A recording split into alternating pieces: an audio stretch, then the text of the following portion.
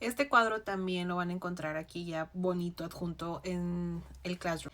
Que ustedes formulen preguntas mientras están leyendo, les digo, les va a ayudar a ustedes a identificar qué tipo de texto es.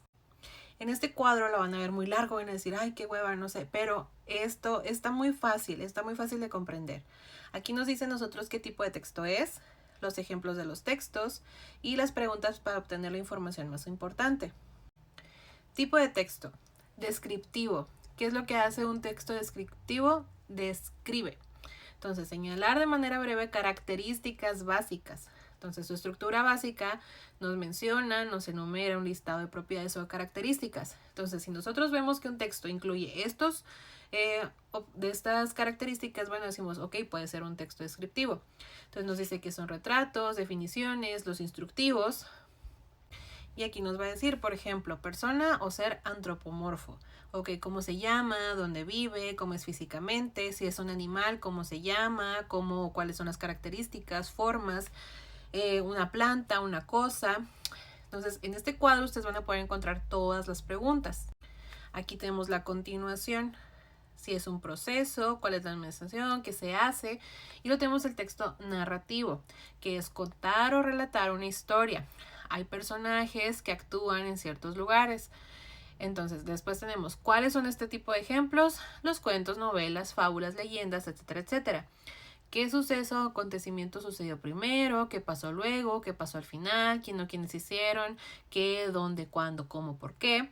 Tenemos el argumentativo, que es dar a conocer un juicio o una afirmación, una opinión o un punto de vista.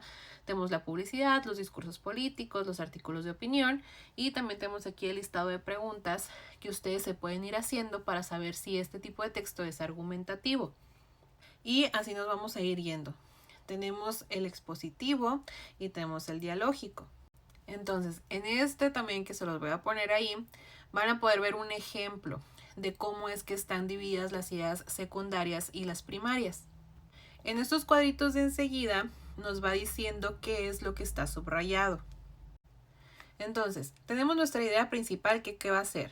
Teorías de conspiración. Es el título. Ya sabemos de qué se va a tratar nuestro texto. Entonces tenemos estas tres primeras ideas que de ahí está partiendo el autor para darnos un tema y también de ahí se van a desprender otros subtemas.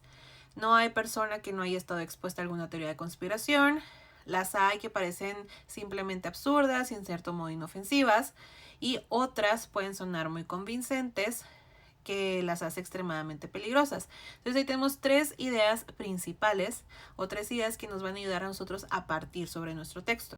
Si se dan cuenta, lo que no está subrayado no es tan importante. Por ejemplo, como la creencia en platillos voladores tripulados por marcianos verdes que nos vigilan desde las nubes o la idea de que la Tierra es plana. Ahí nosotros podemos saber que no es una idea principal. ¿Por qué? Porque si nosotros leemos nuestro texto de corrido y luego nos regresamos a subrayar, pues nos podemos dar cuenta que a lo mejor no habló todo el texto acerca de nada más platillos voladores o que la Tierra es plana. Entonces ahí nos damos cuenta que esta idea no es una idea principal. En esta parte de acá arriba nos está diciendo cuál es el punto de vista del autor. ¿Por qué? Porque aquí nos va a decir si va a defender o va a apoyar el tema que está expuesto. ¿Con qué va a apoyar esta teoría que tiene el autor? Su punto de vista, con argumentos, y aquí no los está poniendo.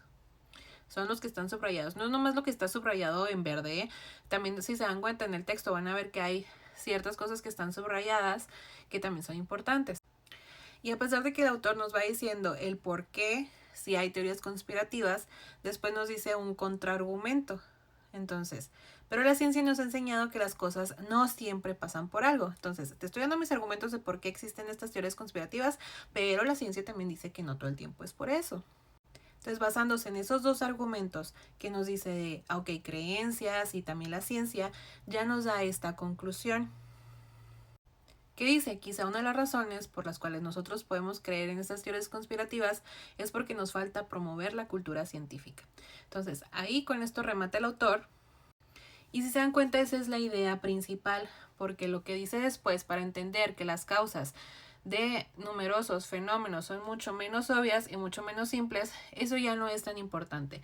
Lo que nos está diciendo en esta o que no está subrayado es el complemento de la idea que sí es principal, que nos está diciendo nos falta promover la cultura científica. ¿Por qué? Por esto. Entonces ya con eso nosotros podemos ir llenando esta información que está abajo. ¿Cuál es el tipo de texto? Argumentativo. ¿Por qué es argumentativo? Porque te estoy dando mi punto de opinión, mi juicio. ¿Cuál es el tema? Las teorías de conspiración. Lo tenemos en el título. ¿Cuál es el punto de partida? La mención de que todos estamos expuestos a alguna teoría de conspiración. Aquí nos dice el punto de partida va a ser lo que está desde el inicio. ¿Cuál es la opinión del autor?